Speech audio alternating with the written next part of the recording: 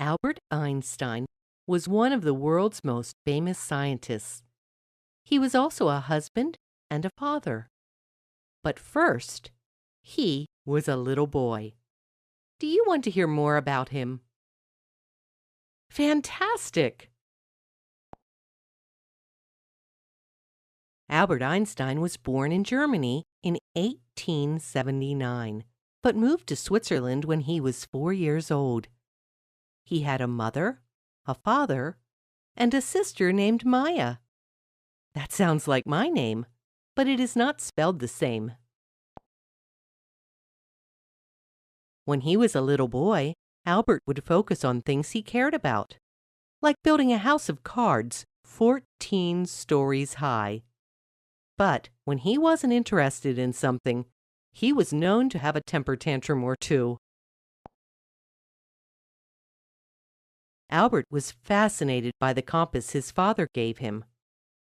Why does the needle always point north? He wondered. His curiosity grew and grew, just like he did. At school, Albert did not fit in with the other children. While he wanted to study how things worked, they wanted to play sports. He didn't like sports. His classmates laughed at him and called him names because of this and because he was Jewish. Albert did not get along with many of his teachers either. While he did well in subjects he liked, he simply ignored the subjects he did not like. One thing he really hated was memorization. Some of his teachers wondered if he was mentally challenged. They did not recognize how smart he really was. "He will never get anywhere in life," one teacher said. Albert ignored his teacher's prediction. Instead of letting it get him down, he simply focused on what he loved, math and science. Albert also loved music. He spent hours practicing his violin and playing music from his favorite composers.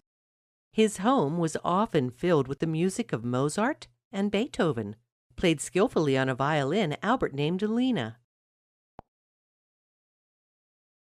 When he was 12 years old, Albert received a geometry book. He studied the shapes, angles, points, and lines, and then moved on to even harder books on mathematics.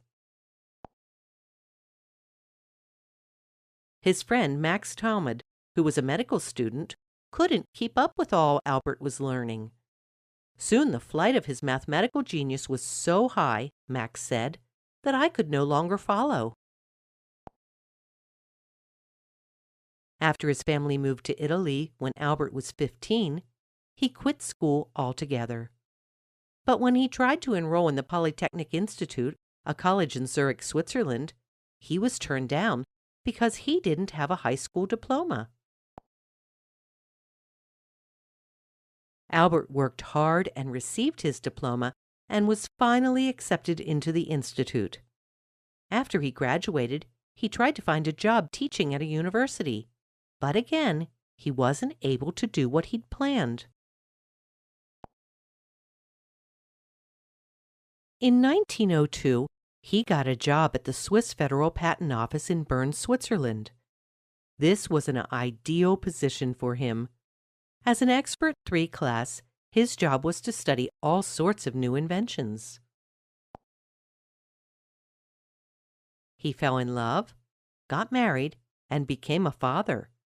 As he got older, his intelligence was recognized all over the world.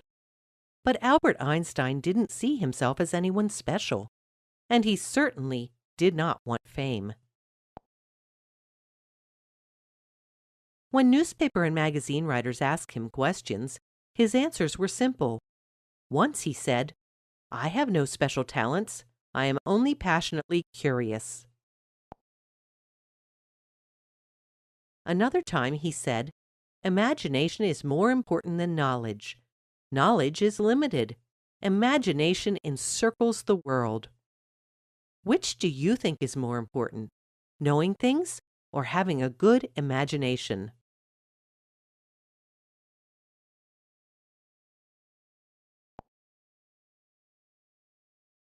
It wasn't just his knowledge and imagination that made Albert special. It was also his love of people, particularly children. He had warm eyes and a hearty laugh, and would often stop to talk to children in the street. If Albert heard of someone in need, he was quick to go and help them. One thing he hated most was when people were mean to other people because of the color of their skin or their religion. He also hated poverty. After he was famous, he often charged photographers to take his picture, and then he sent the money to feed children who were hungry and suffering. Even though he was one of the most famous scientists of the 20th century, he was mostly a humble, curious, and kind man. When people talk about him, they often refer to a discovery he made in 1905. E equals mc squared. E equals mc squared is a mathematical formula and is called the theory of relativity. It is an equation that shows the relationship between energy and matter. Even though he won the Nobel Prize for Physics in 1921, he often seemed like a child at heart. His granddaughter, Evelyn Einstein, said this about her grandfather: "He never lost his childlike awe of the universe, nor did he feel restricted by having to behave like an adult." In 1933, he moved to the United States, where he became a citizen 7 years later. Despite his wild hair, baggy clothes, and unkempt appearance, he was well respected, and in 1999, Time magazine named him the Person of the Century. I guess the teacher who said he would never get anywhere in life was wrong, wasn't she? Albert Einstein was a man who knew all about success and failure. He once said, "Anyone who has never made a mistake has never tried anything new." Do you believe that? Are you willing to try something new, even if you might make a mistake? If one of the world's most famous scientists was willing to make a few mistakes, maybe we should all be willing to make some as well.